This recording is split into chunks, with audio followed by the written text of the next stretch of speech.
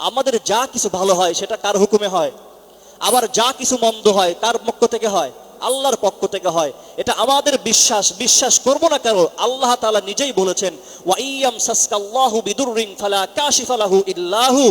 তুমি জেনে রাখো, আল্লাহ পাক রব্বুল আলামিন আল্লাহর রাসূলকে বলছেন যে তুমি জেনে রাখো, যদি আল্লাহ তাআলা তোমার কোনো অকল্যাণ করতে চান তো ফালা কাশিফা লাহু ইল্লাহু, তাহলে পৃথিবীর এমন কারো ক্ষমতা নাই যে সে অকল্যাণকে ঠেকাতে পারে। আল্লাহ তাআলার কথা, যদি আল্লাহ তাআলা তোমার অকল্যাণ চান, তোমার উপর কোনো মুসিবত দিতে চান, তাহলে পৃথিবীর কারো এই শক্তি নাই সেই অকল্যাণকে ঠেকাতে পারে। আবার ওয়া ইয়ুরিদিকা বিখাইরিন ফালা রাদ্দা লিফাদলি, আর যদি আল্লাহ তাআলা তোমার কল্যাণ চান, তোমার উপর যদি কোনো রহমত বর্ষণ করতে চান, তোমার ভালো চান, তাহলে পৃথিবীর কেউ তোমার সেই ভালাই ঠেকাতে পারবে না। তো ভালো মন্দ কার পক্ষ থেকে হয়? বলেন, কার পক্ষ থেকে হয়? আল্লাহর পক্ষ থেকে হয়। তাহলে মঙ্গল শোভাযাত্রার মাধ্যমে কল্যাণ চাওয়া কেমন জানি এটা আল্লাহকে বাদ দিয়ে অন্য কারো কাছে কল্যাণ চাওয়া, এটা শিরক। এটা কি? ভালো মন্দ সবকিছুর মালিক কে? আমার ভালো করবে আল্লাহ, আমার মন্দ করলেও করবে কে? আল্লাহ। কোন মঙ্গল শোভাযাত্রা আমার ভালো কল্যাণ করতে পারে না, বরং এটা আল্লাহকে বাদ দিয়ে কোনো পশু পাখির মূর্তির কাছে কল্যাণ কামিতে চাওয়া হয়। এটা বামপন্থীরা করতে পারে, নাস্তিকরা করতে পারে, কাফেররা করতে পারে। কোনো মুসলমানের ঘরের সন্তান কখনো মঙ্গল শোভাযাত্রার অংশগ্রহণ করতে পারে না। যদি কেউ করে তাহলে সে তাদের অন্তর্ভুক্ত। যে বিধর্মীদের কালচার গ্রহণ করে, বিধর্মীদের রীতি নীতি ফলো করে, সে তাদের অন্তর্ভুক্ত। এটা আল্লাহর কথা, আল্লাহর রসুলের কথা। ফাইন্নাহু মিনহুম মান তাশাব্বাহা বিকওমিন ফাহুয়া মিনহুম, যে যার রীতি কালচার অনুসরণ করবে সে তাদের অন্তর্ভুক্ত হবে। এটা কার কথা? আল্লাহর কথা এবং আল্লাহর রসুলের কথা। তাহলে মুসলমানের ঘরের সন্তান, মুসলমান, ইসলামে বিশ্বাসী, আল্লাহর প্রতি ঈমান আছে এমন কোন মুসলমানের ঘরের সন্তান কখনো মঙ্গল শোভাযাত্রায় অংশগ্রহণ করতে পারে না। তাহলে ভালো মন্দ সবকিছু কার পক্ষ থেকে হয়? আর জোরে বলেন, অন্তর থেকে বলেন, কার পক্ষ থেকে হয়? আমার ভালো করলে একমাত্র করতে পারে কে? আবার আমার মন্দ করতে পারলে একমাত্র করতে পারে কে? আল্লাহ যদি আমার ভালো চায়, পৃথিবীর কেউ আমার কোনো ক্ষতি করতে পারবে? আবার আল্লাহ যদি আমার অকল্যাণ চান, কোনো মুসিবত দিতে চান, পৃথিবীর সমস্ত মানুষ মিলেও কি সেই মুসিবত ঠেকাতে পারবে? এটা শুধু মুখের কথা না, অন্তরের বিশ্বাস। বিশ্বাস এটা ঈমানের অঙ্গ, ঈমানের অঙ্গ। আল্লাহ রাসূল সাল্লাল্লাহু আলাইহি ওয়াসাল্লাম, ইবনে আব্বাস রাদিয়াল্লাহু তাআলা আনহু বলেন যে ক্বালা কুনতু খালফা রাসূলিল্লাহি সাল্লাল্লাহু আলাইহি ওয়াসাল্লাম ইয়াওমান। ইবনে আব্বাস রাদিয়াল্লাহু তাআলা আনহু বলেন যে আমি একবার আল্লাহ রাসূল সাল্লাল্লাহু আলাইহি ওয়াসাল্লামের পিছনে ছিলাম।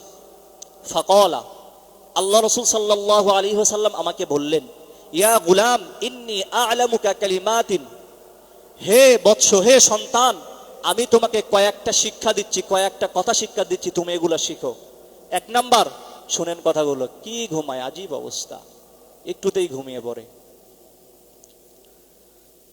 তো আল্লাহ পাক রব্বুল আলামিন শিক্ষা দিচ্ছেন ইবনে আব্বাসকে। ইবনে আব্বাসকে শিক্ষা দেওয়ার মতান্তরে বারে পুরো উম্মতদেরকে শিক্ষা দিচ্ছেন। শুধু ইবনে আব্বাস রাদিয়াল্লাহু তাআলা আনহুকে শিক্ষা দেওয়া উদ্দেশ্য না, বরং প্রতিটা উম্মতকে শিক্ষা দেওয়া উদ্দেশ্য। শুনেন, এরপর আল্লাহ রাসূল বলেন যে ইহফাজিল্লাহ ইয়াহফাজকা, তুমি আল্লাহ তাআলার বিধি নিষেধ মেনে চলো, আল্লাহ তাআলা তোমাকে সব কিছু থেকে হেফাজত করবেন। এক নাম্বার শিক্ষা কি বলেছেন? যে তুমি আল্লাহ তাআলার সমস্ত বিধি নিষেধ মেনে চলো, আল্লাহ তাআলা তোমাকে সব কিছু থেকে হেফাজত করবেন।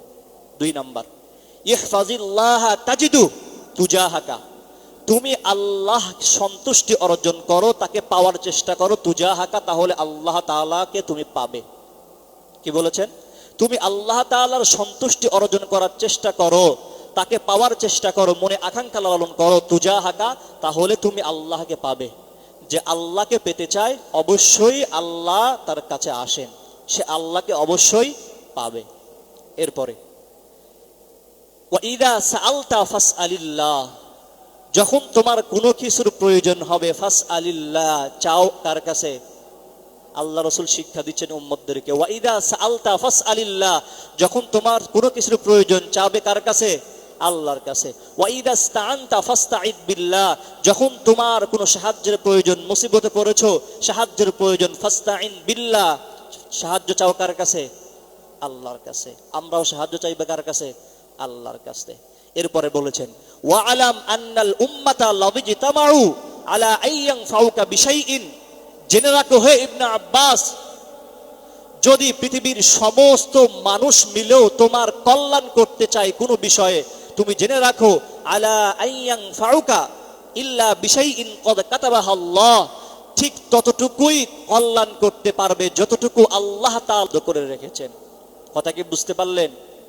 হে ইবনে আব্বাস, তুমি জেনে রাখো পৃথিবীর সমস্ত মানুষ মিলে তোমার যদি কল্যাণ চায়, কোনো কল্যাণ করতে চায়, ঠিক ততটুকুই কল্যাণ করতে পারবে যতটুকু আল্লাহ তাআলা তোমার জন্য লিপিবদ্ধ করে রেখেছেন। মানে আল্লাহ তাআলা আমার জন্য যতটুকু ভালাই নির্ধারণ করে রেখেছেন ততটুকুই হবে। পৃথিবীর সমস্ত মানুষ মিলে চাইলেও তার চেয়ে বেশি ভালো আমার জন্য করতে পারবে না। এরপরে বলেছেন ওয়ালা বিজতামাউ আলা আন ইয়াদুররুকা বিশাইইন লাম ইয়াদুররুক ইল্লা বিশাইইন লাউ ক্বাদ কাতাবাহাল্লাহু আলাইক, আর পৃথিবীর সমস্ত মানুষ মিলে যদি তোমার অকল্যাণ করতে চায়, তোমার কোনো ক্ষতি করতে চায়, ইবনে আব্বাস তুমি জেনে রাখো ঠিক ততটুকুই ক্ষতি করতে পারবে যতটুকু আল্লাহ তাআলা তোমার জন্য নির্ধারিত করে রেখেছে।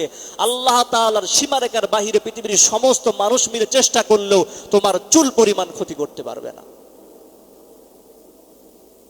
আমার জন্য যতটুকু ক্ষতি আল্লাহ তাআলা লিপিবদ্ধ করে রেখেছেন, আমার তাকদীরে আমার জন্য যতটুকু ভালাই নির্ধারণ করে রেখেছেন, পুরা পৃথিবীর মানুষ মিলে চেষ্টা করলেও তার চেয়ে ভালো বেশি করতে পারবে না।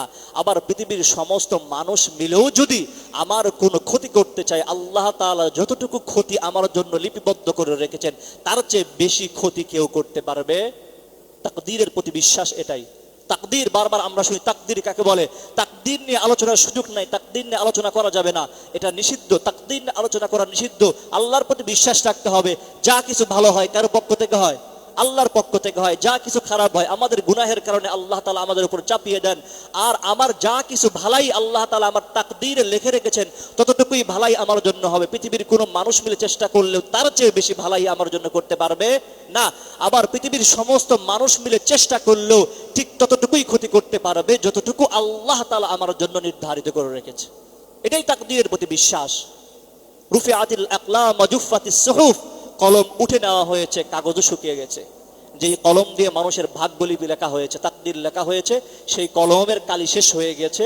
ওয়া জুফফাতিস সুহুফ, যেই কাগজের উপরে মানুষের ভাগ্যলিপি তাকদীর লিপিবদ্ধ করা হয়েছে সেই কাগজও শুকিয়ে গিয়েছে, নতুন করে আর কোনো কিছুই হবে না। আল্লাহ তাআলা আমার জন্য যতটুকু ক্ষতি লিপিবদ্ধ করে রেখেছে ততটুকুই হবে, তার চেয়ে বেশি হবে না।